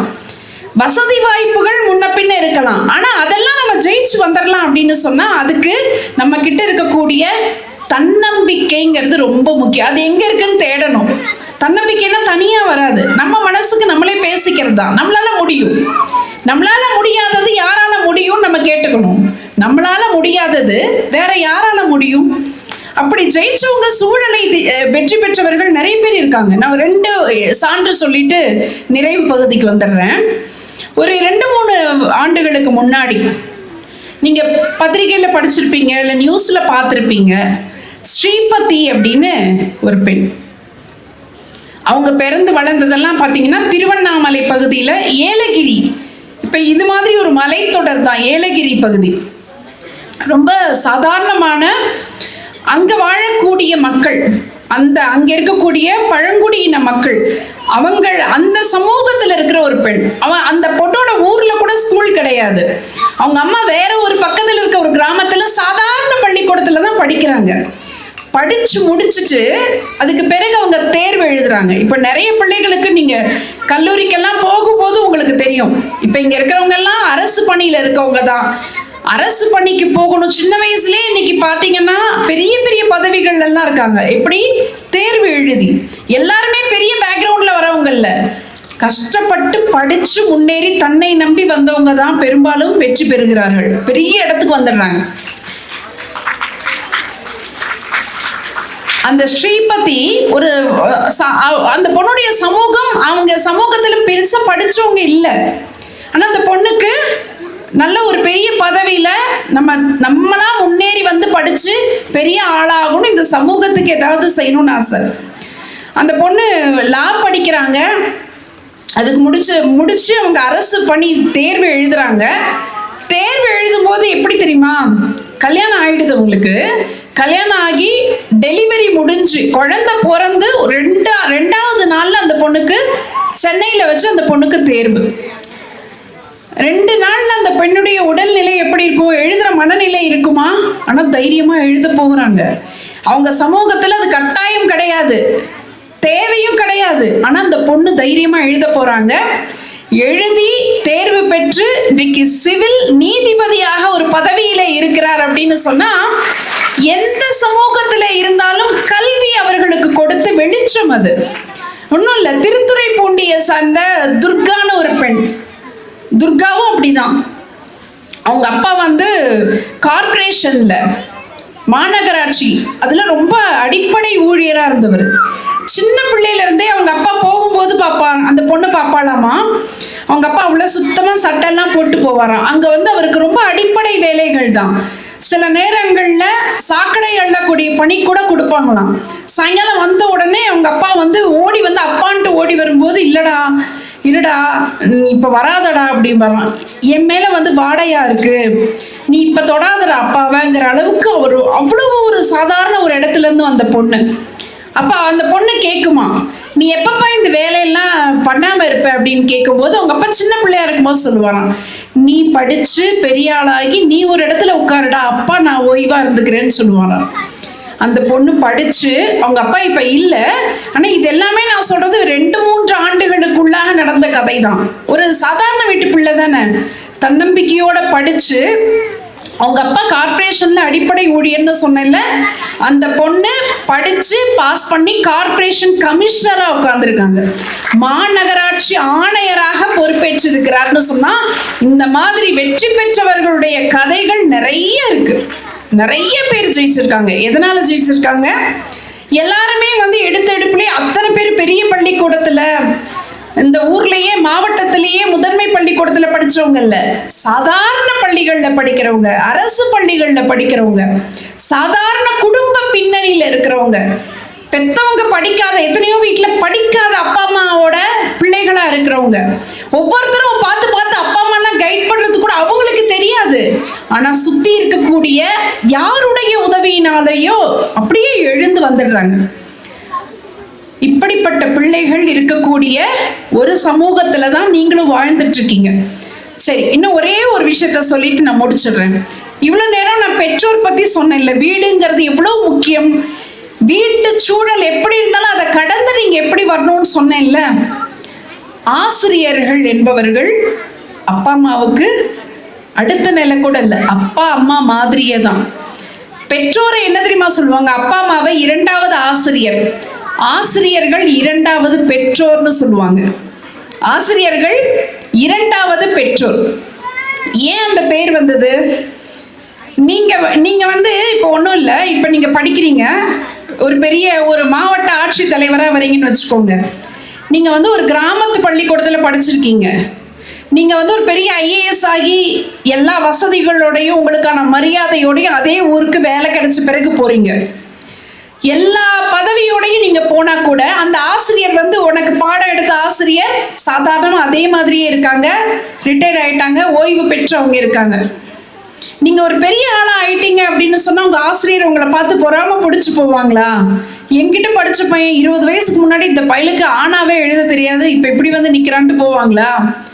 என்கிட்ட படிச்ச பிள்ளை, நீ சொல்லவே வேணாம், அறிமுகப்படுத்த வேணாம், நான் உங்ககிட்ட படிச்சேன்னு சொல்ல வேணாம், உங்களை அடையாளம் தெரிஞ்சுக்கிட்டா ஓடி முதல்ல கட்டி பிடிச்சு என்கிட்ட படிச்ச பிள்ளை அப்படின்னு சொல்லி உச்சி முகரக்கூடிய ஒரு உறவு இந்த உலகத்துல இருக்குன்னா அது ஆசிரியர்களாகத்தான் இருக்க முடியும். ஏன்னா பெற்றோருக்காவது அந்த பந்தம் இருக்கும். அப்பா அம்மாங்கிறது நம்ம பந்தம், ஆசிரியர்கள் எந்த பந்தமும் இல்லாதவங்க. ஆனா என்னுடைய பிள்ளை என்னை விட உயரமா இருக்கான்னு சொன்னா அதை விட எனக்கு வேற என்ன இருக்குன்னு சொல்லக்கூடிய அந்த பெருந்தன்மை ஆசிரியர்களுக்கு உண்டு. ஆசிரியர்கள்னா அதனால, ஆனா என்னன்னா படிக்கும் போது அது அப்படியே ஒரு சிலர் வந்தாலே பேர் வைக்கிறது என்ன, அந்த கிளாஸ் ஐயோ அப்படின்னு மத்தியானம்லாம் நாங்களாம் இலக்கணம்லாம் எடுக்க போகும்போது சோதனையா இருக்கும். இலக்கண வகுப்புகள்லாம் எப்ப தெரியும்னா, ஒரு வயசு கடந்து நீங்க ஒரு நடுத்தர வயசுக்கு வரும்போது, இல்ல நீங்க ஒரு பேரண்ட் ஆகும்போது, நீங்க வாழ்க்கையில் ஒரு பக்குவ நிலை அடையும் போதுதான் உங்களுக்கு தட்டி தட்டி உங்களை சிற்பிகளை போல இருந்து உங்களை செதுக்கிய ஆசிரியர்களுடைய அருமை தெரியும். ஒரு சின்ன கதை, அந்த கதையோட முடிச்சது. இது என்ன கதைன்னா, இது ஒரு மேற்கத்திய நாட்டு கதை தான், சிறுகதை தான். நீங்க இதுல கொஞ்சம் பேர் படிச்சிருக்க கூட வாய்ப்பு இருக்கு. புகழ்பெற்ற ஒரு கதை இது. ஒரு 5ஆம் வகுப்பு, இது இங்க நடக்கல, வெளிநாட்டுல நடக்கிற ஒரு கதை, ஒரு சிறுகதை. ஒரு 5ஆம் வகுப்பு, அந்த 5ஆம் வகுப்புக்கு ஒரு ஆசிரியர் வராங்க. அந்த ஆசிரியர், அவங்க பேர் மிஸ்ஸஸ் தாம்சன். அவங்க ஆசிரியர் வராங்க. வந்த அன்னைக்கு என்னன்னு சொல்றாங்கன்னா, பிள்ளைங்கிட்டலாம், நான் யாருக்கிட்டையுமே பாரபட்சம் பார்க்க மாட்டேன், எல்லா மாணவர்களும் எனக்கு ஒண்ணுதான், எனக்கு பார்ஷியல்னா என்னன்னே தெரியாது. எல்லா ஸ்டூடெண்ட்ஸும் ஒன்று தான். 40 பிள்ளைங்க இருக்காங்க அந்த கிளாஸில். 40 பேரும் எனக்கு ஒரே மாதிரி என்னுடைய பிள்ளைகள்னு சொல்லிடுறாங்க. ஆனால் ஒரு பையனை பார்த்தா அவங்களுக்கு பிடிக்கல. அந்த பையன் முன்னாடி ரோல உட்காந்துருக்கான். அவன் பேர் வந்து டெடி. அந்த பையனை பிடிக்கல. ஏன் பிடிக்கல அப்படின்னா, அந்த பையன் ஒழுங்கா தலை சீவலை, நீட்டா ட்ரெஸ் பண்ணிக்கல, கசங்கி இருக்கு, அழுக்கா இருக்கு, புத்தகம் எல்லாம் நீட்டாவே இல்லை. அதனால இவன் ஒழுங்கான பையன் இல்லை அப்படின்னு நினைச்சிட்டு அவனை பார்த்தாலே பிடிக்கல. முதல் நாள் பதியறது அவங்க மனசுல இவன் சரியான பையன் இல்லைன்னு அப்படியே முடிவு பண்ணி அந்த பையனை பார்த்தாலே அவங்களுக்கு கோபம் வருது. எக்ஸாம் பேப்பர் இருக்கும்ல, அந்த தேர்வு தாள், விடைத்தாள், அதை எடுத்தாலே அந்த பையன் வந்து தப்பா எழுதியிருந்தா அதை மட்டும் பெருசா அந்த ரெட்டில் வந்து இன்ட்டு போடுறது. இப்போ நீங்க நல்லா எழுதினா குட் போடுவாங்க, நல்லா இல்லைன்னா புவர் போடுவாங்கல்ல. அது மாதிரி அந்த பையன் வந்து ஃபெயில் ஆயிருந்தான்னா சொன்னா எஃப்னு எல்லா பசங்களுக்கும் தெரியிற மாதிரி போடும். ஏன்னா அந்த பையனை பிடிக்கல அவங்களுக்கு. அந்த வருஷம் முடிவில் வெளிநாட்டில் என்னன்னா, ஒவ்வொரு வருஷம் முடியும் போதும் ஒரு பையனுக்கு, இப்போ 1ஆம் கிளாஸில் படிக்கிற பையனா 5ஆம் வகுப்பு வரைக்கும் அந்த பள்ளிக்கூடத்தில் வகுப்பு இருக்குன்னா ஒரு பெரிய ஃபைல் மெயின்டைன் பண்ணுவாங்க. ஒவ்வொரு வருஷம் டீச்சரும் முடிக்கும் போது அந்த பையனை பற்றி ரிப்போர்ட்டை சப்மிட் பண்ணுவாங்க. அது மாதிரி அந்த வருஷம் முடிய போகுது, 5ஆம் கிளாஸ் முடிய போது பாதியில் வந்து அந்த பையனை பற்றி ரிப்போர்ட் சப்மிட் பண்ணணும். அந்த 39 பேருக்கு அவங்க ரிப்போர்ட் எழுதிட்டாங்க. இந்த பையனுக்கு மட்டும் எழுதலை. ஏன்னா இவனை பிடிக்கல, இவன் ஃபைலை தூக்க கூட பிடிக்கல அவங்களுக்கு. சரின்னு அந்த ஃபைலை எடுக்கிறாங்க, வேற வழியே இல்லை, கொடுத்து ஆகணுமேன்னு சொல்லிட்டு எடுக்கிறாங்க. எடுக்கும் போது பார்க்குறாங்க 1ஆம் கிளாஸ் டீச்சர் எழுதியிருக்காங்க அந்த பையனை பற்றி. டெட்டி வந்து ரொம்ப நல்ல மாணவன், ரொம்ப நீட்டாக ட்ரெஸ் பண்ணியிருப்பான், நோட் புக்கெல்லாம் அவ்வளோ சுத்தமாக வச்சுருப்பான், அவனை மாதிரியான ஒரு பையனை பார்க்கவே முடியாது, ஐ மிஸ் யூ டெட்டின்னு போட்டிருக்காங்க. முதல் இவங்களுக்கு அப்படியே குழப்பமாகுது. ஏன்னா இவங்க என்ன நினச்சிட்டு இருக்காங்க, ரொம்ப மோசமான பையன் நினச்சிருக்காங்க. அடுத்து 2ஆம் கிளாஸ் ஃபைல் 2ஆம் கிளாஸ் ரிப்போர்ட் எடுக்கிறாங்க. 2ஆம் கிளாஸ் டீச்சர் எழுதியிருக்காங்க, அபவ் ஆவரேஜ் ஸ்டூடெண்ட் டெட்டி, அவனை சுற்றி எப்பயுமே பசங்கள்லாம் இருக்காங்க, அவங்ககிட்ட சந்தேகம் கேட்டால் கூட அவன் அவ்வளோ நல்லா சொல்லி கொடுக்குறான், ஆனால் அவங்க அம்மாவுக்கு உடம்பு சரியில்லைன்னு நினைக்கிறேன் அப்படின்னு அந்த ரிப்போர்ட்டு எழுதியிருக்கு. அடுத்து 3ஆம் கிளாஸ் டீச்சர் எழுதியிருக்காங்க, டெட்டியோடைய நிலைமையை நினச்சா கஷ்டமாக இருக்குது, அவங்க அம்மா படுத்த படுக்கையாக இருக்காங்க, டெட்டி அடுத்து என்ன ஆவான்னு தெரியல அப்படின்னு எழுதியிருக்காங்க. 4ஆம் கிளாஸ் டீச்சர் எழுதியிருக்காங்க, அவங்க அம்மா இறந்துட்டாங்க, அவங்க அப்பாவும் உன்னை கண்டுக்கவே மாட்டேங்கிறாரு, அவங்க அப்பா இன்னொரு கல்யாணம் பண்ணிக்கிட்டாரு, இந்த பையன் யாரும் இல்லாத ஒரு அனாதை மாதிரி இருக்கான், ஆனால் இந்த பையனுக்கு பள்ளிக்கூடம் வந்து அவனுடைய நண்பர்களுக்காக வர்றான், இல்லைன்னா அவனுடைய வாழ்க்கையே இருண்டு போயிருக்கும். இது யாரும் எழுதியிருக்கா? 4ஆம் கிளாஸ் டீச்சர் எழுதியிருக்காங்க. இவன் இப்போ என்ன படிக்கிறான்? 5ஆம் வகுப்பு படிக்கும் போது தான் இந்த இந்த மிஸ்ஸஸ் தாம்சன் பார்த்துட்டு, இப்படி ஒரு கஷ்டப்படுற குழந்தைய நம்ம எவ்வளோ அவமானப்படுத்தியிருக்கோம், நம்ம என்ன பண்ணியிருக்கணும், ஆதரவு கொடுத்துருக்கணும், ஒரு டீச்சராக நடந்திருக்கணும், நம்ம இந்த குழந்தைய நம்ம ரொம்ப கஷ்டப்படுத்திட்டோம்னு மனசுக்குள்ள ரொம்ப வருத்தப்படுறாங்க. அது முடிஞ்சு கிறிஸ்மஸ், அங்கெல்லாம் அந்த நாட்டிலலாம் கிறிஸ்மஸ்க்கு முன்னாடி இந்த குழந்தைங்கள்லாம் வந்து டீச்சர்ஸ்க்கு கிஃப்ட் கொடுப்பாங்க. இப்போ அந்த கிளாஸ் பசங்கள்லாம் வந்து சின்ன சின்ன பெரிய பாக்ஸ், சின்ன பாக்ஸ் எல்லாம் கிஃப்ட் நிறைய எடுத்துகிட்டு வராங்க. இந்த பையன் இவன் ரொம்ப பாவமாக இருக்கான். இவன் என்ன பண்ணுறான், ஒரு பழைய மளிகை கடை பேப்பரில் சுருட்டி 2 கிஃப்ட் எடுத்துகிட்டு வரான். சுருட்டி வச்ச பேப்பரில் ஒரு கிஃப்ட்டை பிரிக்கிறாங்க, ஒரு கவரிங் பிரேஸ்லெட், அதில் பாதி கல் விழுந்திருக்கு. இன்னொரு கிஃப்ட்டுக்குள்ள பார்த்தீங்கன்னா, கவருக்குள்ள பார்த்தீங்கன்னா ஒரு கால்வாசி சென்ட் யூஸ் பண்ணது, மற்றவங்கெல்லாம் புதுசாக கொண்டு வந்திருக்காங்க. இது 2ஐயும் அப்படியே கொண்டு வந்து தயங்கி கொடுக்குறான். சுற்றி இருக்கிற பசங்கள்லாம் கேலியாக சிரிக்கிறாங்க, எதை கொண்டு வந்து கொடுக்குறான் பாருன்னு. ஆனால் இவங்க என்ன பண்ணுறாங்க, அந்த டீச்சர் அது 2 தான் வாங்கிக்கிறாங்க. அந்த கவரிங் பிரேஸ்லெட் யாரோடது? டெட்டியுடைய அம்மாவோடது. அதை எடுத்து போட்டுக்கிறாங்க. இன்னொரு கையில் இருக்க அந்த கொஞ்சம் பர்ஃப்யூம் இருக்குல்ல, அதை எடுத்து கையில் போட்டுட்டு அதை ஸ்மெல் பண்ணி பார்க்குறாங்க. இவன் அப்படியே சந்தோஷப்படுறான். ரொம்ப நாளைக்கு அப்புறம் அன்னைக்கு தான் அந்த குழந்தையுடைய முகத்தில் சந்தோஷம். ஏன்னா அந்த சென்ட் பர்ஃப்யூம் யூஸ் பண்ணோடனே அவனுக்கு யாரை ஞாபகப்படுத்தியிருக்கோம், அது அவங்க அம்மாவை. ஓடி வந்து டீச்சர்கிட்ட சொல்கிறான், இன்னைக்கு எங்கள் அம்மா மாதிரியே இருக்குன்னு சொல்லிட்டு ஓடிடுறான். 5ஆம் வகுப்போட அந்த பள்ளிக்கூடம் முடியுது. அதுக்கப்புறம் அந்த ஸ்கூலில் வேற ஸ்கூல் போகணும். இவன் அடுத்த 6வது வேற பள்ளிக்கூடம் போயிடுறான். அந்த ஒரு சின்ன குறிப்பு இவங்க வீட்டு வாசல்ல வச்சுட்டு போறான். உங்களை போன்ற ஒரு ஆசிரியரை நான் இதுவரை பார்த்ததே இல்லைன்னு சொல்லிட்டு வேற ஸ்கூல் போயிடுறான். அந்த ஸ்கூல் போய் 12ஆம் வகுப்பு வரைக்கும் படிக்கிறான். 12ஆம் வகுப்புலையும் அவன் ஸ்கூல்ல வந்து 3rd மார்க் வாங்குறான். அப்ப மறுபடியும் டீச்சருக்கு ஒரு கடிதம் வருது, உங்களை போன்ற ஆசிரியரை என் வாழ்நாளில் பார்த்ததே இல்லை. ஏன்னா அந்த கிஃப்ட் வாங்கின பிறகு அவங்க அவனை கொஞ்சம் கொஞ்சமா மாத்துறாங்க. நல்லா ட்ரெஸ் பண்ணிக்கோ, நல்லா படின்னு சின்ன சின்ன விஷயம் மோட்டிவேட் பண்றாங்க. அவனுக்கு மனசுக்குள்ள இன்னொரு அம்மா கிடைச்ச மாதிரி ஒரு உணர்வுல அவன் மாத்திக்கிறான். முழுக்க நார்மல் சைல்டா இருக்கான் அவன். அதுக்கப்புறம் அவன் அவங்க எழுதுனான் டீச்சருக்கு, நான் நல்ல மார்க் வாங்கினேன், எனக்கு மெடிக்கல் சீட் கிடைச்சிருக்கு, நான் ஜாயின் பண்றேன்னு. அப்படி கடைசியில் என்ன எழுதுறான், 5 வருஷத்துக்கு ஒரு தடவை 6 வருஷத்துக்கு ஒரு தடவை தான் கடிதம் மட்டும்தான் வருது, நேர்ல சந்திக்கல. ஒவ்வொரு கடிதத்திலையும் அவன் என்ன எழுதுறான், நான் வந்து உங்களை மாதிரி ஆசிரியரை பார்த்ததில்லை, அப்டேட் பண்ணிட்டே இருக்கான், ஆசிரியரை பார்த்ததில்லை அப்படின்னு. கடைசியில டாக்டர் பிஜி மெடிக்கல்லையும் எம்டி வரைக்கும் படிச்சிடறான். அவன் எழுதுறான், ஒரு கடிதம் எழுதுறான், நீங்க எனக்கு நான் இப்போ எம்டி முடிச்சுட்டேன், எனக்கு திருமணமாக போகுது, ஒரு பொண்ணை விரும்புறேன், எனக்கு திருமணமாக போகுது, நீங்க இந்த திருமணத்துக்கு முதல்ல வரணும், அப்பாவும் இறந்துட்டாரு அப்படின்னு சொல்றான். அந்த டீச்சர் வயசாயிடுது, ரொம்ப வயசாயிடுது அவங்களுக்கு. அவங்க அப்படியே வராங்க, அந்த திருமணத்துக்கு வராங்க. திருமணத்துக்கு வந்த உடனே இவனை பார்த்த உடனே அவங்க ஆற தழுவி கண்ணீர் வடிக்கிறாங்க. அப்போ அவங்க கையில ஒரு கையில அந்த பழைய பிரேஸ்லெட், இன்னொரு கையில அதே பெர்ஃப்யூம் ஸ்மெல்லு. அவன் ஒரு சீட்டை காட்டுறான், அந்த சீட்ல மதர் அப்படின்னு போட்டிருக்கு, அங்க உட்கார வைக்கிறான் அந்த டீச்சரை.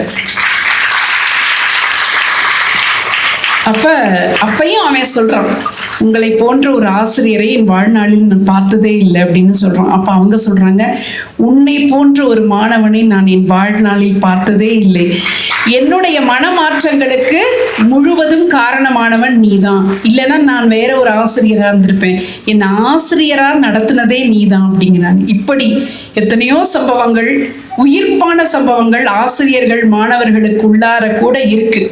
அப்ப ஆசிரியர் உறவுங்கிறது நம்ம வந்து சும்மா அவங்க என்னமோ வராங்க பாடம் நடத்துறாங்கிறதெல்லாம் தாண்டி ஒவ்வொரு ஆசிரியரும் இரண்டாவது பெற்றோர் கூட சொல்ல மாட்டேன், ஆசிரியரும் பெற்றோர் தான்.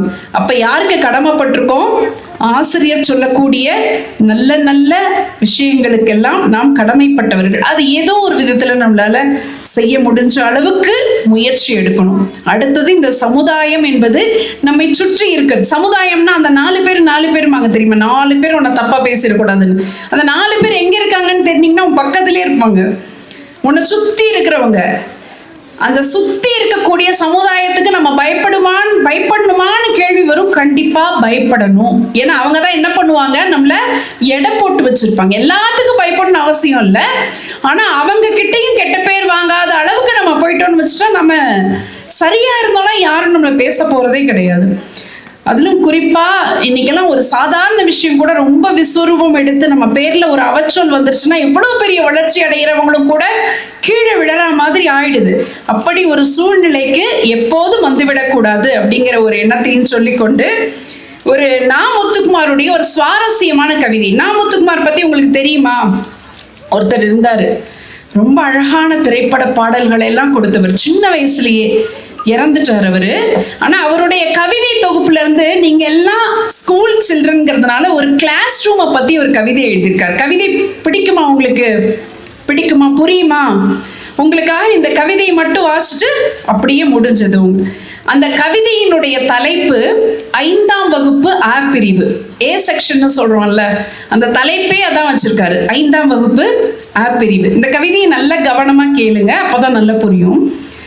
மழை பெய்யா நாட்களிலும் மஞ்சள் குடையோடு வரும் திலகவதி டீச்சர் வகுப்பின் முதல் நாளன்று முன்பு ஒரு முறை எங்களிடம் கேட்டார்.